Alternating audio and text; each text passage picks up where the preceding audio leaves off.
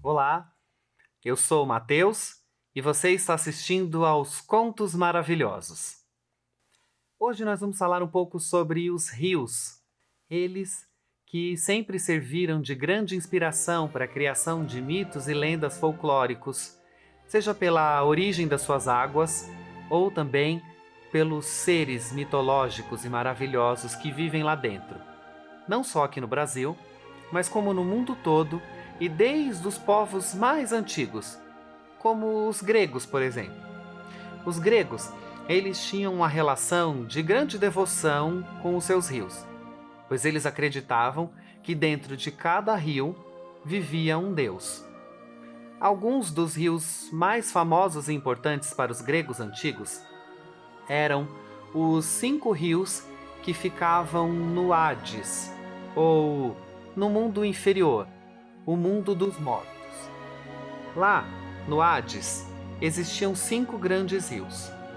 O primeiro deles era o rio Estige, que era justamente o rio que separava o mundo dos vivos do mundo dos mortos.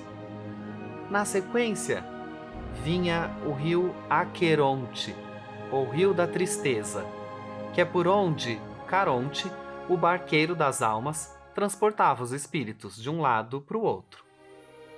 Depois dele, vinha o rio Flegetonte, ou Flamejante, que, como o próprio nome diz, tinha no lugar da água fogo correndo, e era para onde eram mandadas as almas dos homens ruins. Na sequência, vinha o rio Cócito, ou o rio das lamentações. Lá era possível ouvir o choro e as lamentações dos vivos pelos seus parentes que acabavam de morrer. E por último, e muito importante, existia o rio Lete, ou rio do esquecimento. Lá, os espíritos que tinham acabado de morrer bebiam das suas águas e deixavam para trás todas as memórias da sua vida anterior, se preparando para aquela nova existência. Agora, falando aqui do Brasil, existe um ponto geográfico muito importante chamado Oiapoque. Ele fica lá num ponto extremo norte no Brasil, no estado do Amapá, já divisa com a Guiana Francesa. O Oiapoque já faz parte de letras de músicas, de ditados populares, e existe uma expressão que fala assim: do Oiapoque ao Chuí, quando nós queremos dizer que uma coisa vai do norte ao sul do Brasil. Justamente porque o Oiapoque, como eu disse, é esse ponto lá no norte, e o Chuí é um ponto lá no extremo sul. Lá no Oiapoque existe um grande rio que tem esse mesmo nome, e a origem desse rio, segundo contam, é a seguinte. Houve um tempo em que lá na aldeia dos Oiampis, eles estavam passando por uma grande dificuldade, uma grande seca, uma grande escassez de comida. Eles sofriam com a falta de tudo e também sofriam com as pestes e as doenças que assolavam aquela terra.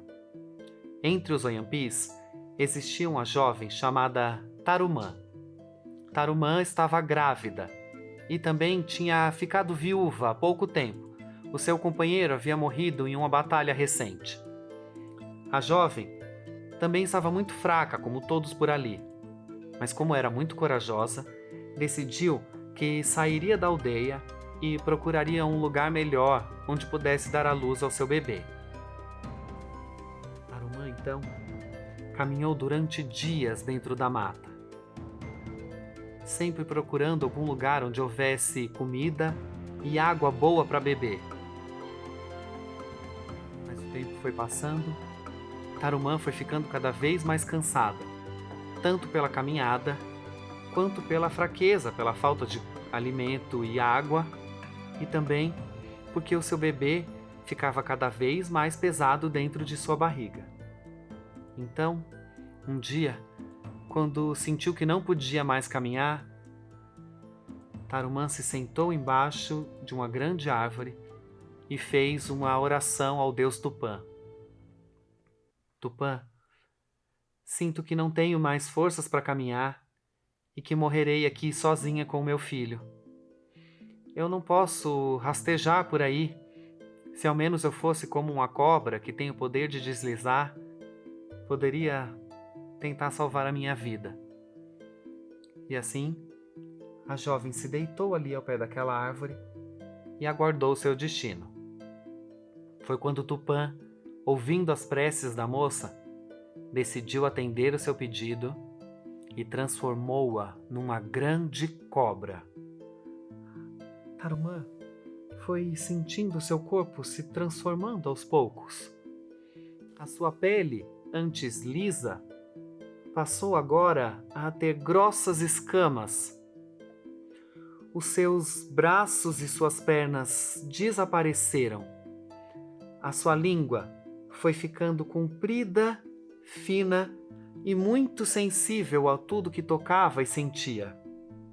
E foi assim que ela se transformou numa enorme cobra. Agora, transformada em cobra, Tarumã podia deslizar com agilidade pela terra, por sobre as pedras, pelas árvores. E ela então logo começou a farejar com sua língua que por ali por perto devia haver algum lugar com água boa de beber. Não demorou muito para que ela encontrasse esse lugar. Haviam árvores com frutos e uma terra boa para plantar. Tarumã então matou a sua sede naquelas águas, a sua fome com aqueles frutos e pôde enfim descansar um pouco daquela longa jornada. Passados alguns dias, já com as forças mais recuperadas, Tarumã deu à luz ao seu bebê, uma linda menina que ela ninhou em seu corpo de cobra. As duas, mãe e filha, ficaram vivendo um tempo por ali, aproveitando de tudo que aquela terra dava, até que Tarumã decidiu que era hora de voltar lá para a aldeia dos Oiampis, porque assim ela poderia avisá-los de que ali havia um lugar com comida e água em abundância e eles não passariam mais necessidades. Ela então prendeu bem firme a sua filha em seu dorso e seguiu, fazendo o caminho de volta até a sua aldeia. Como Tarumã era uma cobra muito grande e pesada, por onde ela passava, formava-se um sulco, um afundamento na terra, que tinha exatamente o formato de seu corpo sinuoso. Quando finalmente chegou na aldeia dos Anhampis, Tarumã foi recebida da pior maneira possível. Ela esqueceu-se que agora, transformada em cobra, não seria reconhecida pelos seus companheiros. Os Anhampis, ao verem aquela cobra gigantesca carregando um bebê nas costas, acharam que tratava-se de um monstro que havia saído de dentro da mata para devorar a todos.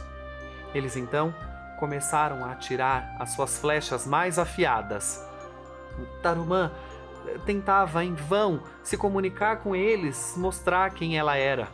Mas quanto mais a cobra se mexia, mais os guerreiros atiravam suas flechas. Como o corpo de Tarumã era coberto por aquelas grossas escamas, nenhuma das flechas conseguiu atingi-la. Mas já o seu bebê não teve a mesma sorte. Foi ferida por uma flecha de um dos guerreiros e morreu ali mesmo.